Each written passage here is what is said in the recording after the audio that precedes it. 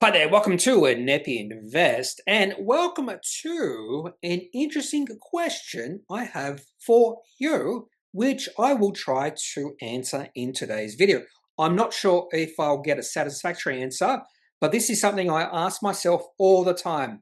Is said company high quality or not? In this case, is Xero a high quality company? Now, even though I do own Xero, and when I say own, I mean it's in my super. I have no intentions of selling my Xero shares just yet. They've given me no reason to. I'm not sure if I would classify this company as high quality just yet, but it definitely has a potential to within the next 5 years, particularly if it keeps up the momentum we have seen in this business over the last few years. So the reason I'm asking this question today is because Xero release their 4-year results. And whenever a company releases their results, the share price could do anything. Could go up 20%, could be flat, could go down 20%. In fact, it could go down even more than that. Today's share price of Xero is up a little bit, about 4 or 5%. And I'll be honest with you, as a shareholder of this company, what I saw in their results filled me with a nice degree of satisfaction. I have no complaints. And it seems like the market has no complaints. So what I'll do in this video is I'll briefly go through their results. By the way, this is a New Zealand-based company, and that's one of the reasons they're releasing results right now.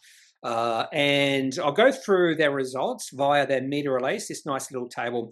And then via FinChat, I will discuss by looking at the metrics and the historical growth in some of those metrics and the changes in some of those metrics, whether I would classify right now Xero as a high quality company. Now, in isolation, if you just look at the numbers right now, you might get to that point, but it's a little bit more than that. It's a little bit more nuanced in deciding whether a company might be high quality or not. And one of the reasons I say that is I do want a little bit of history, and Xero might not have given us that history just yet when it comes to profitability. Some of the other metrics, revenue growth, fantastic. If I was just looking at revenue growth and deciding whether the company is high quality or not just by looking at revenue growth, yeah, Xero would fit their bill. Okay, and then we'll have a little chart, I suppose. Even though I do have a look at charts of companies I own for the long term, my high quality holdings, but I don't look at them all that often. And I have a feeling Xero's chart's probably looking okay right now. Okay, so let's have a look at their financial numbers. This is their 4-year results. By the way, so because I'm moving in a few weeks, in fact, I'm moving on the 2nd of June, so just under 3 weeks from now, I'm getting quite a few quotes. Also, we have to clean the house because we're moving. We want the house to be nice for the new people. And the people we decided to book in for the clean, they're using Xero. And I actually paid via the Xero something or other these clients. Anyway, so interesting that Xero released their results today. In fact, today I used Xero. Anyway, so let's have a look at the results. $2.1 billion in operating revenue, a really nice increase from last year, 23%. Now, in fact, I'll do this later, revenue it is slowing down, which is totally understandable because look at how much revenue this company has produced in the last year, $2.1 billion. So if this company kept growing their revenue at a similar percentage rates that we've seen in the past 10 years, this company would be having revenue of $5 quadrillion in a few years' time. Because as a company grows, you do expect the growth rates in percentage terms to decrease. That's understandable for any sort of business in their life cycle. Our subscribers, 4.4 million. I actually did get confused here for a second because I didn't realize operating revenue was it's understandable, it's in billion or millions here, and subscriber looks like it's bigger than the operating revenue. I was like, wait, that's not true, but I was just not thinking at that point in time. So operating revenue in billion, subscribers in million. I thought they were both in million, and that did not make sense for a split second. Sometimes I can be stupid. Subscribers up by 6%. That could be of a concern, but it may be a slight concern because net subscriber additions fell a little bit. So from 419,000 in 2024 to 254,000 in 2025. By the way, net subscriber additions, excluding removed long idle subscriptions, up 414,000. Now, average revenue per user, this is a good thing. That's increasing. Exactly what we want to see. We want to see subscriber base increasing, but also average revenue per user increasing as well. That's up 15%. EBITDA up 28%. Adjusted EBITDA up 22%. Operating expense ratio down slightly. Profit after tax. This company is now profitable. For a long time, Xero was not profitable, but they've turned that corner and now they're in profitability, and that's up 30%. And free cash flow, $506 million. Yep, $1 billion, up 48%. $506 million, up 48%. They also include a rule of 40, 44.3%. Now, their rule of 40 is a little bit different than the usual, and than the usual way companies do it, but rule of 40 is not a standard accounting, whatever you call it, standing accounting procedure, I don't know what you call it. And so you will see different companies use a slightly different variation of the rule of 40, but typically it is revenue growth plus profit margins. What Xero have done here is revenue growth plus free cash flow margins. So a little bit different. And what we don't want to see is Xero change the way they define rule of 40 moving forward, because that would be a little bit nefarious of them to be changing the definition to make themselves look better. That's why they might do it in the future. I'm not saying they will do it, but just keep an eye on that, because it is not an accounting standard rule of 40, but it's at 44.3%, up from 41% last year. And gross margin percentage up to 89%. You would expect gross margins of this company to be fairly high. They are a software company at 89%, and that's an increase of last year, from last year, of 8 or 0.8 percentage points. Okay, so it looks pretty good. Nice growth in this company, continued growth in this company, profitable, really good free cash flow. I think, in fact, you could say impressive free cash flow from the company. So let's have a look and try to determine whether this company might be high quality based off some metrics. Now, I've already hinted that I probably would not describe this company as high quality just yet, but I think, and the main reason I hold this company is I think we'll definitely consider Xero to be a high quality company in the future. Now, this is based off my own definitions, and my definition, particularly when it comes to time, I want to see a bit of time, a bit of proof, I suppose you could say. I do think if you're being a little bit less conservative, the way you define quality or what is a quality company, you might already prescribe to the theory or facts, if you want to use that word, that Xero is a high quality company based off your own definition. But it's all based off how aggressive you are or how conservative you are. Okay, so market cap of this company, $26.7 billion. There are a few things, a few reasons why some people might be turned off by this company. By the way, someone like non-Ausbiz the core, what's his name, Howard Coleman, turned off completely by Xero because it hasn't got the history.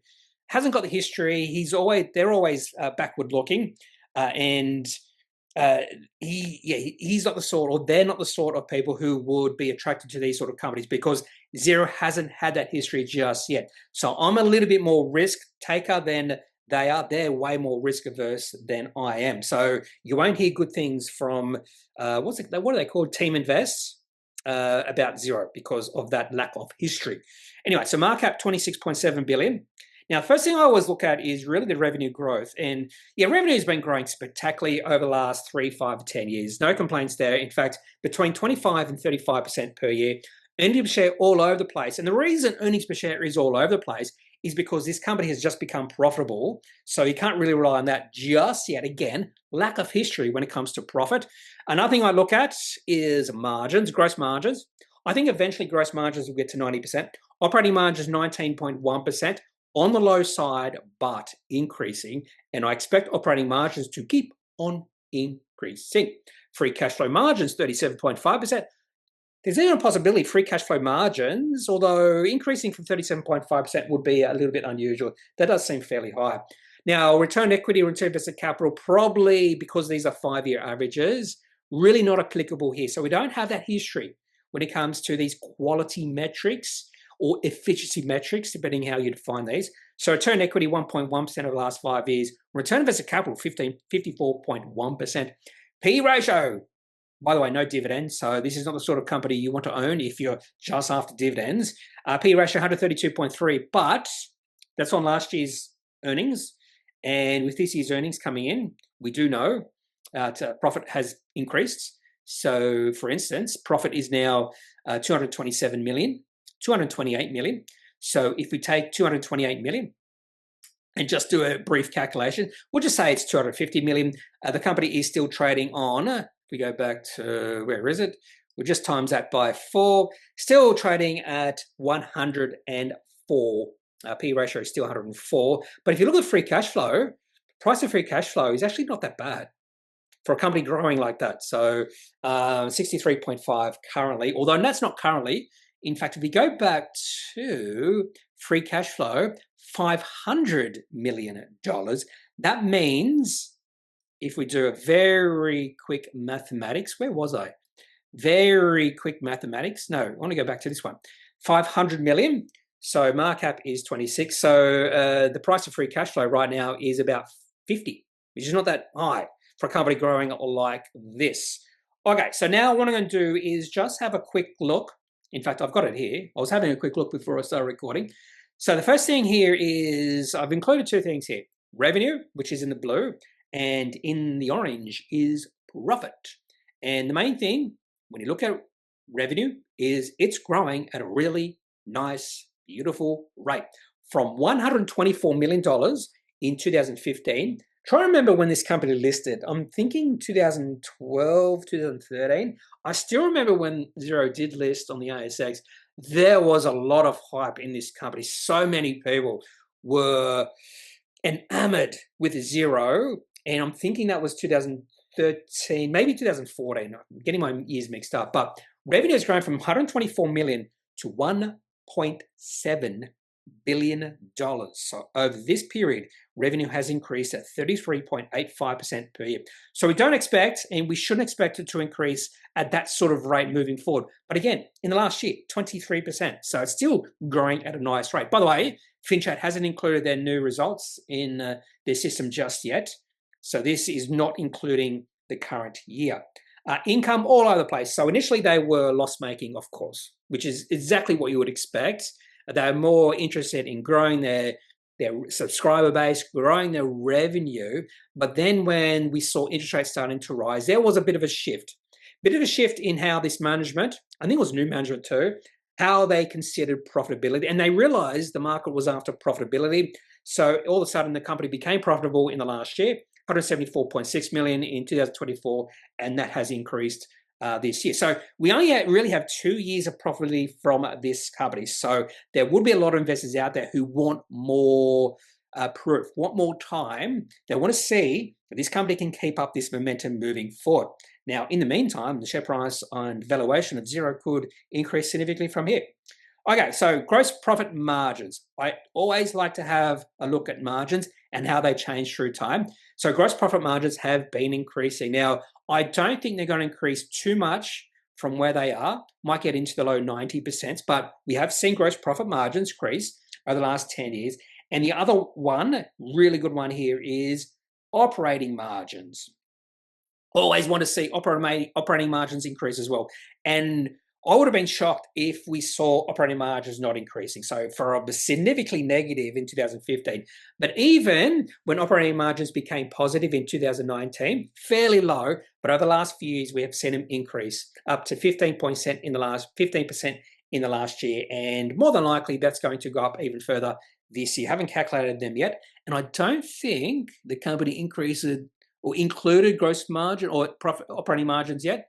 No, they might have shown it somewhere in the presentations, but we do and are seeing operating margins increase.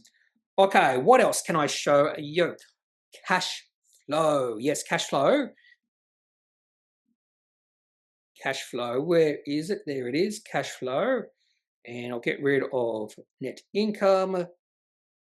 We could have a look at cash flow from operations and also have a look at free cash flow. somewhere down there, free cash flow. I'm assuming FinChat is doing a good job there.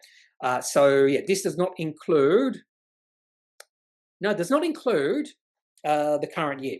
And we've seen a beautiful increase in operating cash flow and free cash flow over the last 10 years. In fact, it was negative between 2015 and 17, and this is exactly what we want to see. So one of the things I always look at when it comes to companies is how much free cash flow they are generating. And at this point in time, Xero is generating a lot of free cash flow. Okay, so I'm not even going to have a look. Actually, I will. I was going to say I won't have a look at PE ratio because it's not really applicable just yet because we haven't had a history of profitability. But I can have a look at return on equity. How has return on equity performed over the last few years? Because I remember the 5-year average is 1.1%, and that's not really something you can take away from Xero right now. So what is it at this point in time? In fact, we can calculate it just by looking at their results. So last year, return on equity was 14.3%. So that's pretty nice. And let's see if we can do a very rough calculation of return on equity for Xero based off this year's results. So I'm just going to open up their annual report. So all you need with return on equity, and this is one of the reasons I sometimes focus on return on equity, even though I do favor return on invested capital, because calculating return on invested capital is a little bit more work. Return on equity is actually really easy. All you need is 2 numbers. But there are some limitations when it comes to return on equity. For instance, debt is a company management can include return on equity in their remuneration report and then significantly increase their debt to increase the return on equity. Because if you increase your debt, your equity goes down. And if you maintain your earnings, then you see a significant bump in return on equity. And that is my main gripe when it comes to return on equity, the lack of debt. So you always have to look at the debt of a company. Now, because this is the company's 4-year results, their 4-year results, their financial statements will be found fairly long into the annual report. Is this the annual report? Yeah, annual report. Sometimes a company won't release the annual report when they release the results, but sometimes they do. Anyway, so what we do to get or calculate return on equity is have a look at the profit return, that's return. So profit after tax, 227.8 million, and then have a look at equity, which is found in the balance sheet. And equity is $2.2 billion. So that means return on equity is over 10%. So I'm doing very simple math, just over 10%. So I'll say 11, 12%, something like that. Maybe not 12%, we'll say 11%. Seems fair enough. So that's exactly what I'm looking for. I'm looking for a company that has a return on equity about 11%. Well, above, not at 11%, I'm saying above 11%. In fact, I'm looking for a return on equity above 10%. And I would totally expect that return on equity of this company will increase over time unless management decide, no, we want to focus on growth again. We're not that concerned with profitability, so we're going to spend a little bit more and our profit will go down because of that. So anyway, so in the end, is Xero a high quality company? Well, my opinion hasn't changed. Really good results from the company. But I just need a little bit more time, a little bit more proof of model, proof of concept. Maybe that's not the right way to say it, but I just need a little bit more time before I can classify Xero as a high quality company. Now, in saying all that, I still own Xero because I think this is one of those companies on the ASX that has a really high chance, one of those low quality companies on the ASX that has a really high chance of being high quality or considered high quality company in the future.